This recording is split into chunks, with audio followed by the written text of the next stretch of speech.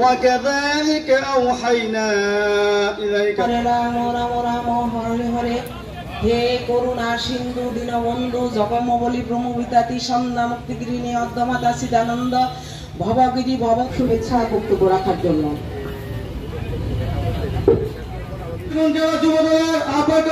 অন্যতম সদস্য আমজাদ ভাই আমাদের মাঝে উপস্থিত আছেন। শফিকুর সাধারণ সম্পাদক, শফিক ভুইয়া সাংগঠনিক সম্পাদক। এই সবসময় তার লগে দুজন ডাক্তার সবসময় আসা তার মানবতা দেখা একটা ভালো কাজে উপস্থিত হয়েছি। মীর শরফত আলী শফু ভাই আপনাদেরকে কিছু শরফত আলী শফু ভাইকে 2 আসনে এক আসনে আমরা শুভেচ্ছা বক্তব্য রাখার জন্য বাংলাদেশি এই বলে আমার বক্তব্য শেষ করছি। বাংলাদেশ জিন্দাবাদ। প্রিয় নেতা পর্যাপ্ত পরিমাণ আপনাদের জন্য আপনাদের উপর সামগ্রী দিবে।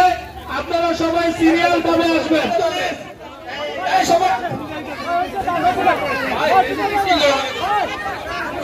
একটি গোষ্ঠী তারা পিয়ার করে আজকে আন্দোলনের ডাক দিয়েছে। আজকে তাদের কাছে প্রশ্ন, তাহলে কি আপনারা চান বিগত দিনে ফেসিবাদ বিরুদ্ধে এই দেশের 1 মাসে 1400 লোক গণহত্যা করেছে শেখ হাসিনা বাধ্য হয়েছে জনরোষের মাধ্যমে এই দেশ থেকে পলায়ন করার জন্য। আপনারা কি চান আবার সেই ফেসিবাদ বাংলাদেশের মাটিতে আসুক? আমি তাদের প্রতি উদারত আহ্বান, আপনারা এখান থেকে দূরে সরে গিয়ে আপনারা নির্বাচনে প্রস্তুত করেন। আরেকটি কথা কি, আপনারা ডাকসু নির্বাচনে গেলেন, ডাকসু নির্বাচনে গেছেন, পাশ করছেন, অন্যান্য ছাত্র সংসদে যাচ্ছেন এবং আপনারা বিভিন্ন জায়গায় ক্যান্ডিডেট দিয়েছেন, তলে আপনারা রাজনৈতিক কার্যক্রম চালাচ্ছেন, আবার আন্দোলনেরও আপনারা ডাক দিচ্ছেন। এই যে মানে কি বলে, এই যে দ্বৈত নীতি, এই দ্বৈত নীতিগুলো কারোর জন্য ভালো না।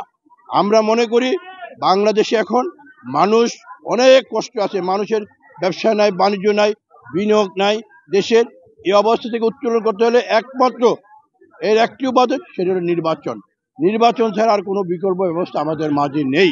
সেই জন্য আমি আপনাদেরকে অনুরোধ করব, যারা এখানে আছেন আপনারা নির্বাচনের জন্য চলে আসুন, আপনারা বসুন, সবাই বসে আমরা একটি সুন্দর পরিকল্পনা সৃষ্টি করি যাতে করে বাংলাদেশের নির্বাচনটা সুষ্ঠু মতো যাতে হয়, সেদিকে আপনাদের খেয়াল রাখতে হবে, সেদিকে আমরা কাজ করি, সেদিকে আমাদের কাজ করা উচিত। এদের কাজ হলো, বিএনপির কাজ হলো মানুষের পাশে থাকা, মানুষের কথা বলা। তাই মানুষ এখন নির্বাচনমুখী। যারা ওই ঢাকা শহরে বসে কথা বলে ঢাকা পর্যন্ত শেষ, আমরা তো অলি গলিতে আছি, গ্রামগঞ্জে আছি, প্রতিটি নারী পুরুষ সবাই নির্বাচনের অপেক্ষায় আছে।